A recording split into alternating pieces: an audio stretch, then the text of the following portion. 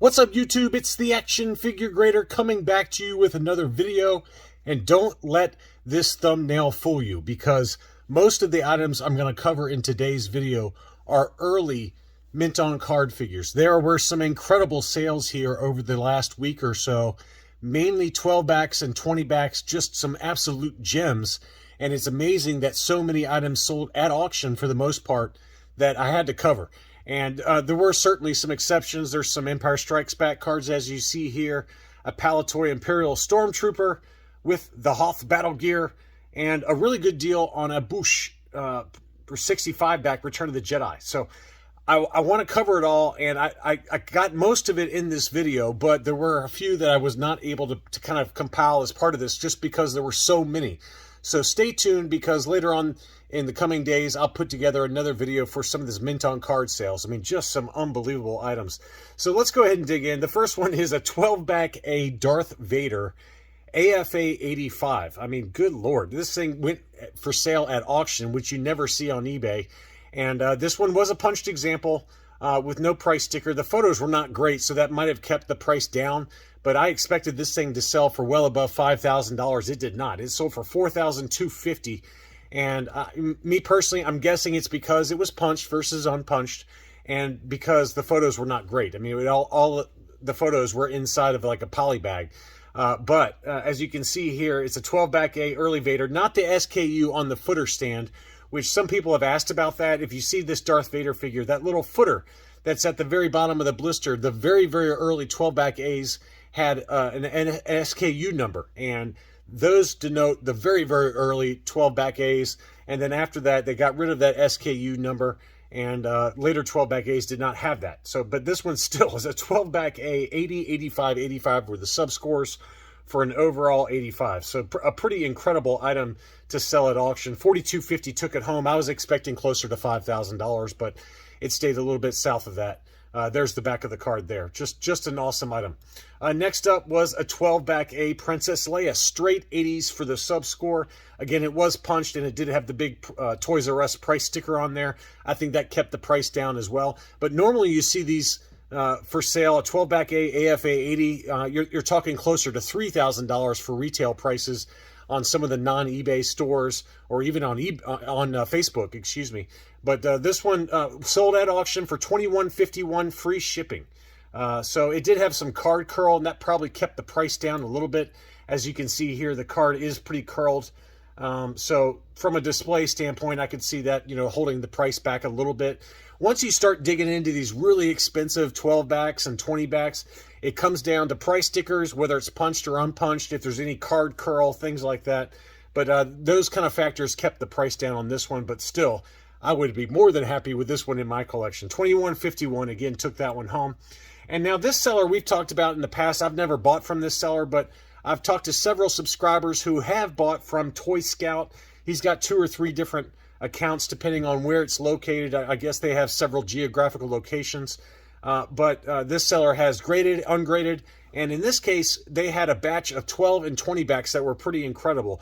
This one was a mint on card C-3PO 12 back, pretty incredible condition. It did have a price sticker, and it was punched, but some very light kind of issues with the card, some light edge wear, things like that. But the blister looked nice and clean. That one sold for $910. And to me, that's a pretty good price for an early 12-back C-3PO. He also had this one, a 12-back R2-D2, stunning condition, and it was. It was very, very clean, and it was unpunched with no price sticker. Just very, very light edge wear. Probably an overall 80+ is my guess, just based on the condition. Oh, I take that back. This one did have this. He had several, and this was one of them where the proof of purchase was cut out, and this is one of those. So I'm getting it mixed up with some of the other items that were in this bulk auction lot. But this one did have the proof of purchase cut out on the back of that one, unfortunately. So that kept the price down. It sold for $910, which, if let's say that the proof of purchase was not cut out and it was in pretty much the same condition, I think you can probably guess on $1,500 or so minimum for this one, if not higher, for an unpunched, no price sticker example. So having that proof of purchase cut out, usually, I mean, it varies depending on the card back, but you can usually cut off 50 to 60% of the sales price. Certainly that's the case for some of the later Empire Strikes Back cards, if not more. I know that Chris W. over at Rogue 5 Toys had a number of Empire Strikes Back cards that he sold recently for kind of $250 to $300, where the proof of purchase was cut out. And, again, if you're willing to live with the pop being cut out and you're just going to display it, I certainly would not grade something like this, because you're probably talking a max of 60 in terms of the overall score when the proof of purchase is cut out. It's really just about buying a 12-back, having it in your collection, being proud of it, and displaying it, forward and, without seeing the back. And I think that would display great inside of a sliding acrylic case. And it's much more affordable. So we've talked about that on the channel as well. Here was a 12-back Darth Vader. And this one was unpunched. It did have a price sticker. And again, the proof of purchase was cut out on this one. That one sold for $910. So again, this one looks like it also had some sun fading. If you look at the image for Darth Vader there, it was pretty faded. So this one might have just had some sun damage as well. But given the sun fading, and because the proof of purchase was cut out, that kept the price down on an early 12-back Darth Vader. $910 still was the sales price on that one. Here was a Han Solo. This was a 20-back with the Boba Fett offer. And the proof of purchase was intact on this one, but the card back did have quite a bit of damage, as you can see right here in the main photo. Lots of pretty heavy creases towards the top of that card back. Again, it was punched with a price sticker, probably at best like in 60, maybe 70 grade condition at best. That one still sold for $801 though. Next up was a Jawa, and this one did also have the proof of purchase cut out. That still sold for $409. And again, this was a 20-back offerless, punched with a price sticker as well. But the blister was in great shape on that one. But again, these make really nice, affordable options. I know they're still expensive, but relative to 12 and 20 backs that don't have that proof of purchase cut out in similar condition for the rest of the card and for the blister, you can expect to pay quite a bit more than that. I think you can easily double the price on this one. But a really nice example, and this one has that slanted blister, not the square blister for that Jawa. Next up was a Princess Leia. That one sold for $922. The proof of purchase was intact on this one. It did look like it had a minor ding in the upper left-hand corner of the blister, but nice and crystal clear. Overall, great shape. Probably a low 80, maybe a 75 plus condition because of the dings on the blister. But $922 for that offerless 20-back, I think, was a really great price as well. Here was a Chewbacca. And again, this one did have the proof of purchase cut out, so that kept the price down. $460 took that one home. It's a shame that those pops were cut out, but in general, that was a really nice looking card back, except for that proof of purchase issue. He also had a Death Squad Commander. This one was an offerless, this one had the offer, the free Boba Fett offer. And this one looks like the 20-back D or E, I can't remember, but it's got that sticker that goes over top of the rocket firing mechanism, which was no longer offered after that child choked on a Battlestar Galactica piece. So they, of course, as you guys know, as part of Kenner history, they had to get rid of that rocket firing mechanism for the Boba Fett mail away. And so that had that sticker covering that rocket firing Kit Bash Boba Fett on the back. But this one was a really clean card overall. $776 took that one home. I think that's an 80 grade all day long. He also had this one, a 20-back Sand People offerless. And this one was punched with no price sticker. But, of course, it did have that proof of purchase again cut out. And $298. I mean, you can't beat that price for a 20-back. So, nice display pieces, certainly not gradable. This one did also have a little bit of damage to the blister. So, varying degrees of condition for this lot, but pretty awesome looking items. Here was the Obi-Wan Kenobi, again with the Boba Fett offer. And that one sold for $936 because the proof of purchase was intact on that one. The blister was in really great shape overall, nice and crystal clear. Time capsule pieces, as I like to call them. Really nice example. Again, this one was punched with a price sticker, but easily an 80 grade would be my guess on that one. Next up was probably the cream of the crop from this batch, and this one was a 20-back Luke Skywalker with the Boba Fett offer. It looked like maybe it had some sun fading on the front of the card there. Just not quite as sharp and vibrant as some of the others that we've looked at already. It was punched with no price sticker, but wow, I mean, that's easily an 80 grade is my guess on that one. maybe 75, 85, 85 for the sub scores, just because of the sun fading. But it's very minor sun fading. It's not like that 12 back Darth Vader that had some pretty significant sun fading. And the price reflected that. It sold for $2,735, just a really big number. I think there was one on Facebook that sold for close to double that price. Don't quote me on that price, but I think it was closer to $5,000 that it sold for. But that one was an unpunched example graded AFA 80 plus, whereas this one's ungraded. It was a punched example with some sun fading, so that kept the price down a little bit relative to one that sold recently on Facebook. But what a gem. That's really the end of the lots from that seller, but keep an eye out on that seller. You might want to save that seller to your saved seller list on eBay, because pretty frequently they list both graded and ungraded, loose and mint on card, and probably worth following. Next up was an AFA graded 20 back Stormtrooper. This was an AFA 75. Again, it was punched with no price sticker, but it had that secret Star Wars action figure, which is of course related to the Bossk mail-away. Pretty gorgeous example. Crystal clear blister with the weapon still in the Stormtrooper's hand. The subgrades were 75, 80, 75. And again, that 75 grade for the figure score, I'm assuming that AFA noted some kind of yellowing to the Stormtrooper, which does happen with the Stormtrooper as well as with the Princess Leia on some of those early card backs. So oftentimes you will see 70 or 75 grade for the figure score. But nevertheless, that's a really nice looking example. The seller did note that there were some scuffs on the acrylic case as well, so that kept the price down just a little bit. It still sold for 630 pounds, which equates to 778 US dollars plus shipping on that one. Next up was another seller, Neat Stuff Collectibles. This seller sells pretty frequently on eBay, and this was a 12 back B Jawa. That seller put the condition at C 8.5. And just based on the cursory scan, it's probably a little bit high because of the stem on that blister. As you can see, it's got some crunch at the bottom of the stem there. So that would keep the grade down overall to at best an 80, probably more like a 75 plus is my guess. But a little bit of card curl to it, but a nice looking Jawa, 12 back B, $636. Took that home plus $10 shipping. Same seller also had this Greedo 20 back C with the Boba Fett offer. It was a punched example with the price sticker. The blister on this one was in pretty fantastic condition. It was advertised as C 8.5 condition, and just looking at the photos, I tend to agree with that assessment. It looks pretty good. This one had the blacked out sticker on there for where the Kit Bash Boba Fett rocket firing mechanism was covered up just with a black sticker, rounded corners. Again, $911. Took that one home plus $10 shipping. He also had this beautiful R5D4 20 back D. It said C9 condition for this one, and I tend to agree with the assessment on that. I don't think it would get a 90, but usually when they say C9, I always back off one. So it's really like an AFA 80 would be my guess on this one. But the blister was absolutely crystal clear. Doesn't look like it has any dings at all.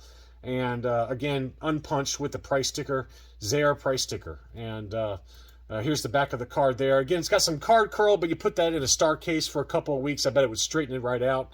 Just a gorgeous example overall. $1,126 and change. Took that home plus $10 shipping, but overall a really nice example. Next up was another R5D4. This one was the 20 back G, graded AFA 75. 75, 80, 85 were the sub scores on that one. And this one, again, was a punched example with a Harco drugstore price sticker.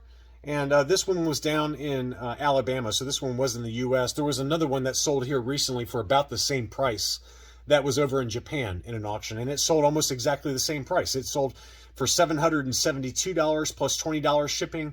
The one in Japan, I believe, I'm going on memory, sold for $776 plus $20 shipping. Then here was a 41 back A free survival kit offer, Empire Strikes Back R5D4. So here's the third R5D4 for this lot of auctions. Now, it did have quite a bit of spider veining in the lower right-hand corner on the card.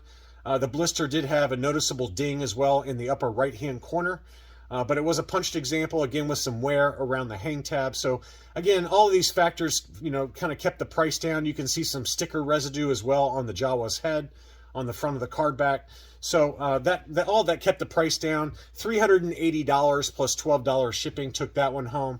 And again, if it had been in a little bit better condition, I think you could easily double that price if it was unpunched with no issues with the card.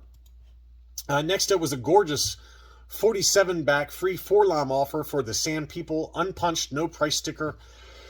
It was ungraded, but it looked to be in really clean condition. I mean, that's an immaculate looking card overall. And you know, the seller did mention that there was some water stains potentially on the front of the card back. You can kind of see that right here. And so, you know, I don't know how AFA or CAS or UKG would factor that in terms of grading. My guess is that at best the card would get a 75 because it is light staining, but there is noticeable staining there. So just keep that in mind. But the blister is probably an 85, figure 85 on that one. No discoloration to the cape, which you got to keep in mind for the Sand People Tusken Raiders.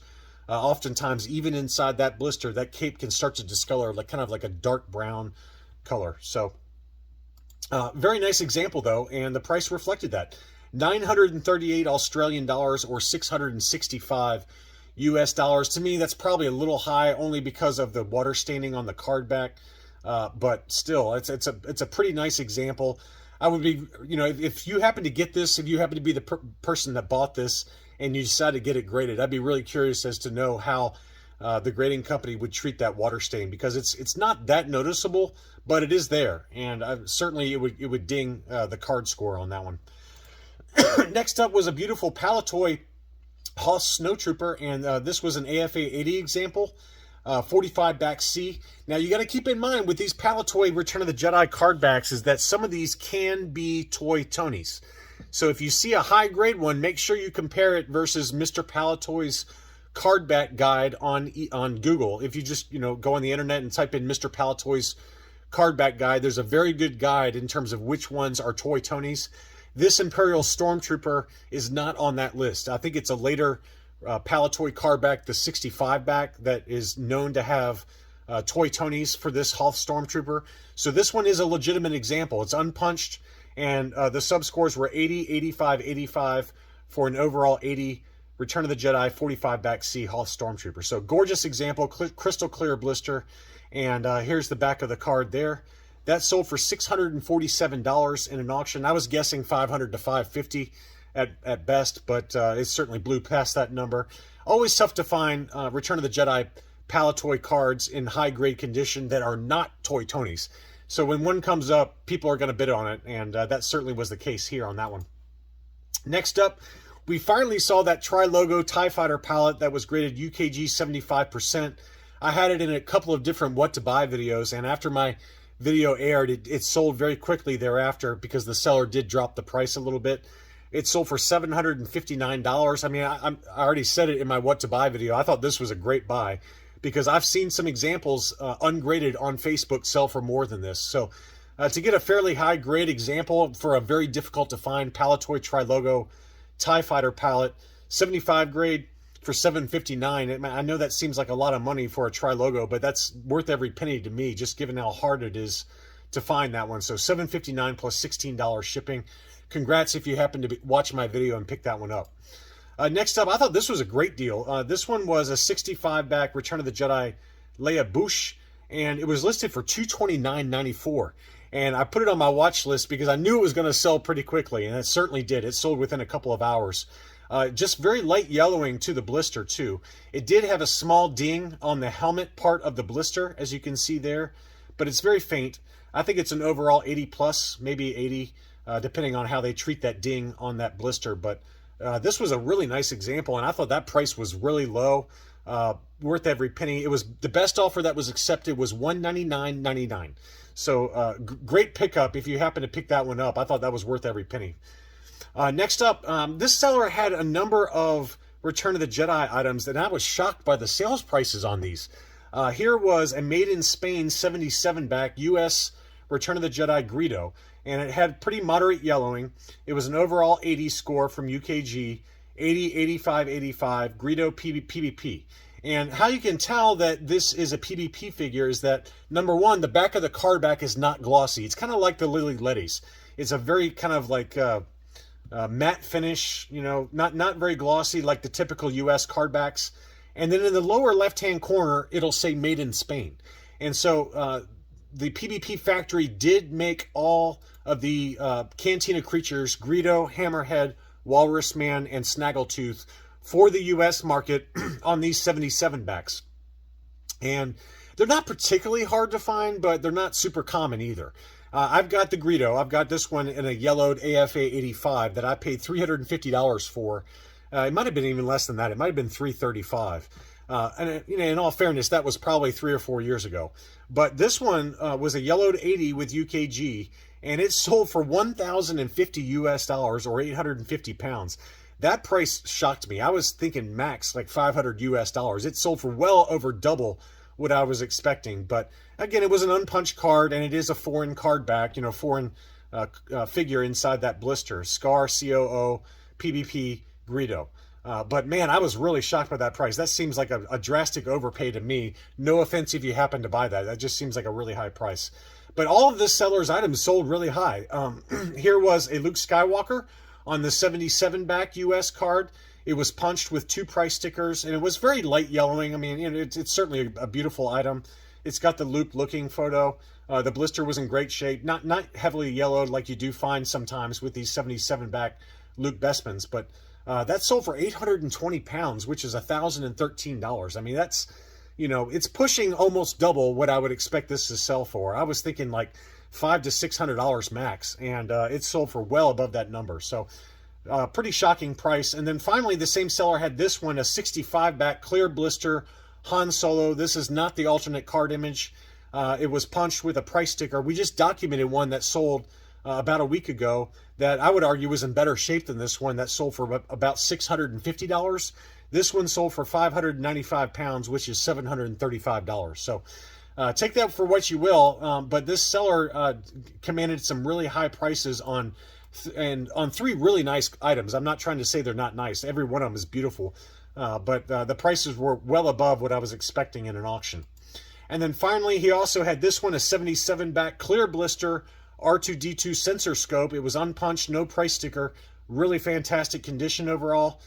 Here is the R2-D2 clear blister again. I mean, it's tough to find this one with a clear blister, admittedly.